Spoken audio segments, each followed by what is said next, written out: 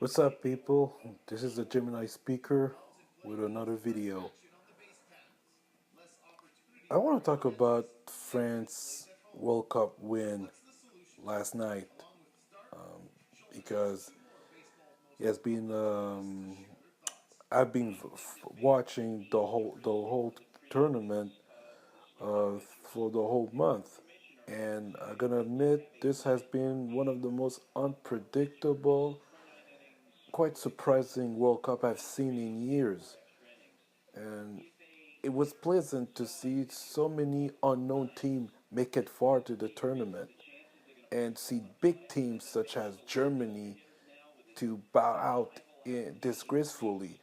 What I mean by disgracefully, I mean they got ousted in the group stage, which is the first in 80 years, and this is the first time it happens to the Mannschaft, which is the nickname of the German national team, and it was the fourth time, I presume, in the last five edition that the defending champion is ousted in the group stage, didn't advance to the knockout stage. So it shows you how tough it is now to defend the title in the World Cup, to win back to back. Never happened since Brazil in 1962. So this is why the tournament was so exciting to watch, because there was too many upset. There was too many games, too many drama, I should say, during the playoffs, the knockout stage, I should say, like the game between Belgium and Japan. It was one of the most exciting game I've seen in extra time. So much drama. There has been a lot of drama till the finals. So especially the Croatian team, they were built like machines. I mean, to win three straight game in extra time to reach the final, that's unheard of. But eventually, it caught up to them in the finals when they lost to France pretty convincingly, 4-2. But let's go back to the French national team. You know, the particular thing I noticed, that everybody has noticed, is that most of the players on that squad are from as African heritage, either whether they're born in the continent of Africa, or they have relatives, they have heritage, African heritage from their parents or one of their parents. For example, when you look at Paul Pogba, he's from, if I'm not mistaken, he's from Gabon. I believe he's from Gabon, or I don't know which part of Africa is from, but he's the only one born in France. But his family, including his two brothers, older brothers, were born in Africa. In Africa, I believe in Gabon, but I'm not sure. I have to look back. He was the only one born in Africa, and there's too many of his teammates were born from African heritage. And when you look at Kylian Mbappe, the guy is full. Even though he's he look biracial, but in reality, he's fully African because her mom is Algerian, and his dad is from Cameroon, and that's the beauty of it. But it's not only the fact that most of the players have African heritage. When you look at some players, some white players, most of them has Spanish heritage. And Antoine Griezmann is half German and half Portuguese. German from his dad's side and Portuguese from his mom's side. So it's full of immigrants. I mean, the whole squad is based on is made of immigrants, people that come from immigration.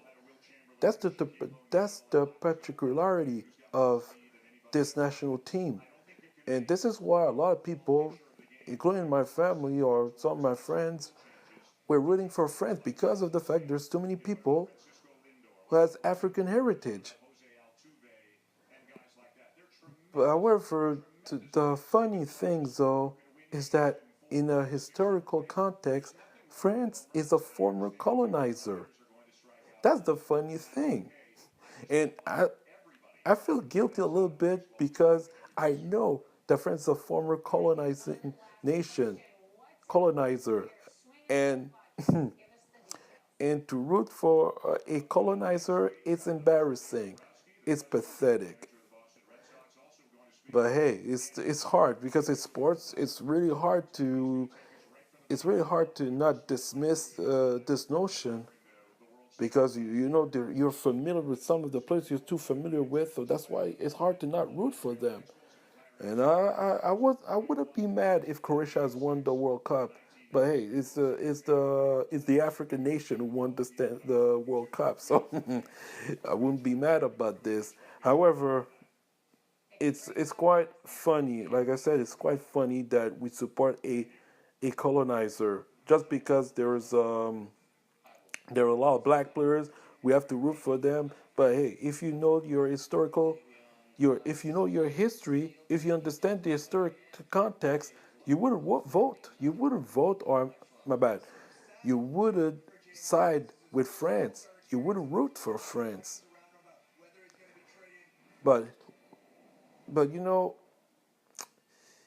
psychologically, it showed how messed up we are. We're still messed up because when I look at footage of the celebration at the Champs Elysees in Paris, you see a lot of black people celebrating with the French flag, the tricolore, the blue, white, and red, which is the colors, the three colors of the French national flag.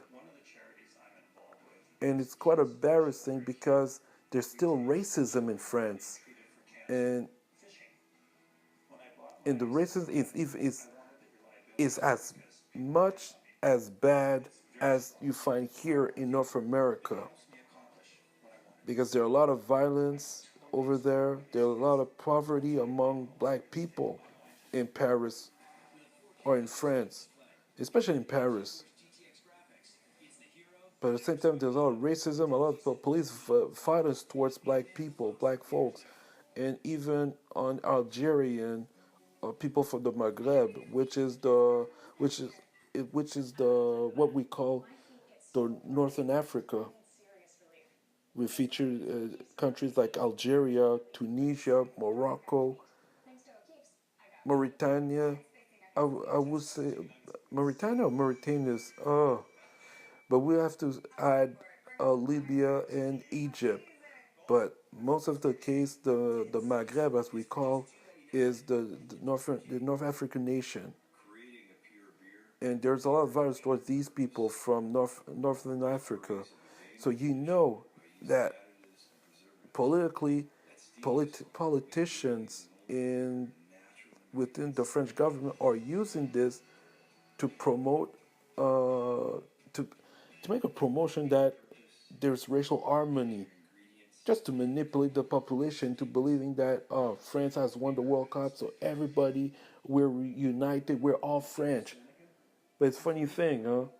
When you do when when a black man or a black woman do something wrong, he's not considered French. He's considered he's a Frenchman or a French woman from Cameroonian descent, or from Nigerian descent, or for Senegalese descent. You know, they always find a way to divide, to separate what's real, what's not, divide to conquer. And look, this is another tool of propaganda. The French win will likely be used as propaganda by the French government, the Macron administration, making people believe that there's everybody are French, they're celebrated, there's no racism, we all united. You know, another propaganda tool. So that's why we got to be careful. Because what will happen is that after the celebration ends, everything will go to normal, which means racism will go up. There'll be a police violence towards African people, etc., etc. This is only propaganda. It's only temporary. The whole tournament is only a temporary um, break. It's just a break. It's just a break. Just a temporary break. Now, like I said, few days from now, everything will go back to normal. So that's why we got to be careful. That's why we have to understand the context of the French national team win, the Les Bleus win. So look, I'm not duped. I won't be duped by what I think because we're not that stupid. We know that there's still racism in France, and the fact that the French national team won the World Cup doesn't mean shit. It doesn't mean shit. It will still this everything will go to normal. It's still the same thing. France is France, still racist nation. You can't escape for its nature. It can't. France cannot escape for its nature, true nature. So this is the reason why I believe that the Les Bleus win is nothing but a temporary. It's nothing but a temporary break, or I should say, a temporary recess. I don't know how I can call it, but it doesn't mean anything. It doesn't mean shit. France is France. It will remain the same. It remained the same, will remain the same. Nothing has to change. This is why people need to be careful about watching those celebrations because it's just a mirage of what really goes on. So don't get fooled by that. Don't get fooled. Racism will still persist because every Western nation is run by white supremacists. Every nation. So there will still be inequality